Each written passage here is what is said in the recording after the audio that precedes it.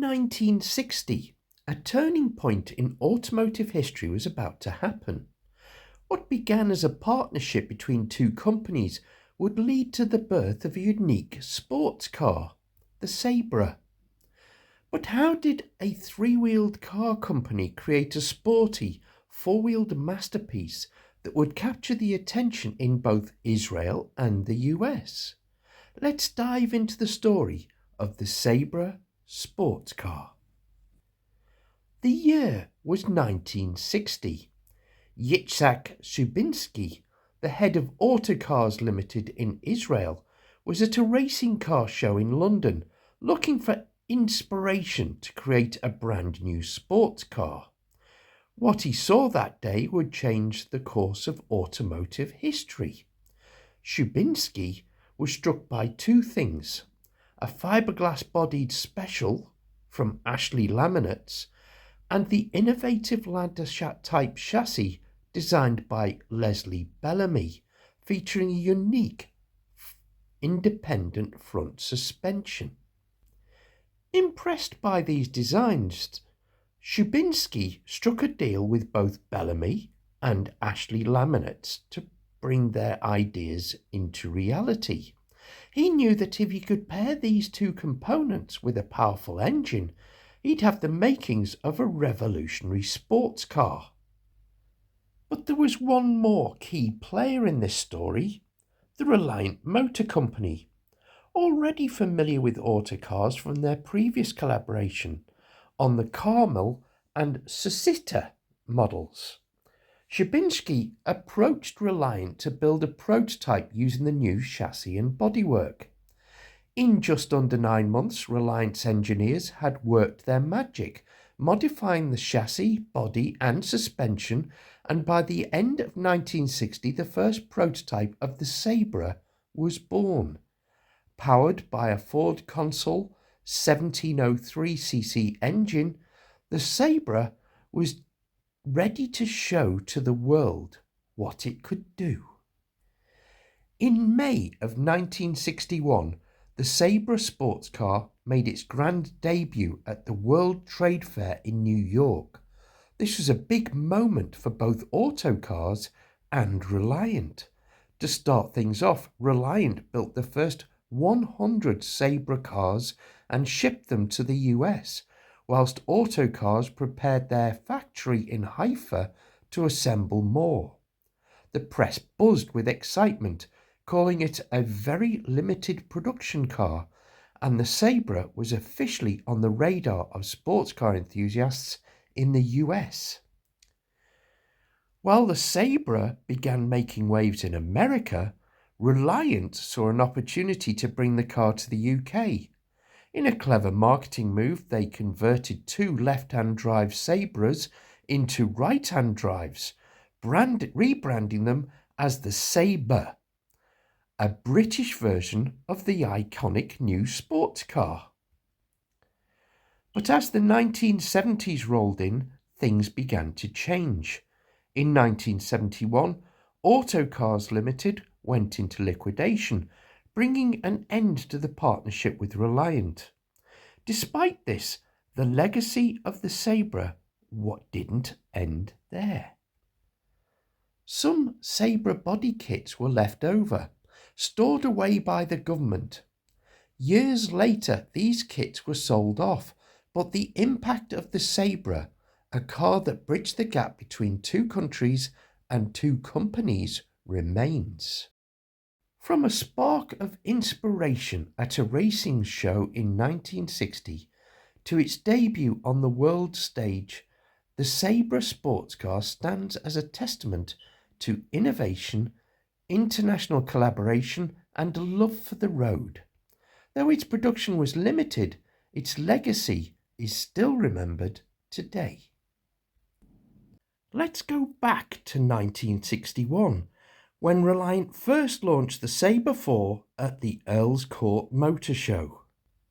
Unveiled in 1961, the Sabre was a 2-seater sports car, as we've mentioned earlier. Its body was moulded in GRP, which was an advanced technique at the time, although Reliant were well versed in the technique. But despite its forward-thinking design, the Sabre's reception was a bit mixed. Many were put off by its unusual elongated nose and the distinctive boomerang-shaped chrome overriders.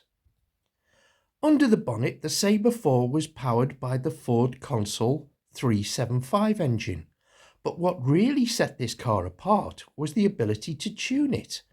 For an extra cost, you could opt for the Stage 1 or the Stage 2 modifications. The Stage 1 version included a single choke Zenith carburettor and bumped the compression ratio up from 7.8 to 1 to 8.9 to 1.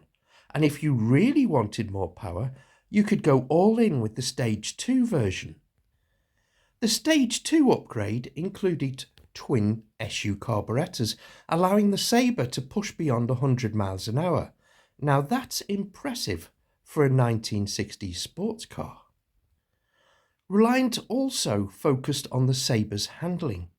The Les Bellamy independent front suspension system, though complicated, worked wonders on the road. Combine that with the modified live rear axle and coil spring shock absorbers, and you had a car that offered incredibly stable, roll-free cornering at high speeds. The Sabre 4 wasn't just a show car, it was a rally car too. Reliant entered the Sabre 4 into several prestigious rallies, including the 1962 Tulip Rally, the 1962 RAC Rally, and the 1963 Monte Carlo Rally. Though it wasn't a dominant force, it did show some promise and had its moments of success. As production continued, Reliant responded to criticisms of the Sabre's long nose. They introduced a fixed head version and a new short nose design to improve the car's appearance. At a price of £1,128, it wasn't the cheapest sports car, but it was undeniably fun to drive, economical to maintain, and ultimately a safe choice for anyone seeking a British sports car. In October 1961, Reliant unveiled the Sabre 6. With a sleeker, more refined design, the Sabre 6 featured a new short nose and rounded rear arches, giving it a more polished look. But the real change was under the bonnet. Instead of the Ford Consul 375 engine, the Sabre 6 boasted the 2.5-litre engine from the Ford. Mated to a Ford 4-speed gearbox, this upgrade allowed the Sabre 6 to reach a top speed of 110 miles an hour. Reliant also made significant improvements to the suspension. The first 15 Sabre 6 cars featured the original flailing arm suspension, but Reliant quickly switched to a more modern double wishbone and coil setup derived from the Triumph TR4, vastly improving handling. Unfortunately, despite these improvements, the Sabre 6's sales were disappointing. Only 75 Sabre 6 GTs and 2 Sabre 6 convertibles were ever produced. Still, Reliant entered the Sabre 6 into international rallies with some modest successes. Unfortunately, Reliant was a small company without the budget of the larger manufacturers, and the works cars were eventually sold off.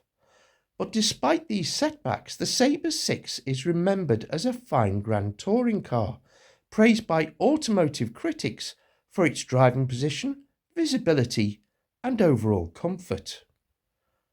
Although the Reliant Sabre line might not have achieved mass success, these cars remain an important part of British motoring history.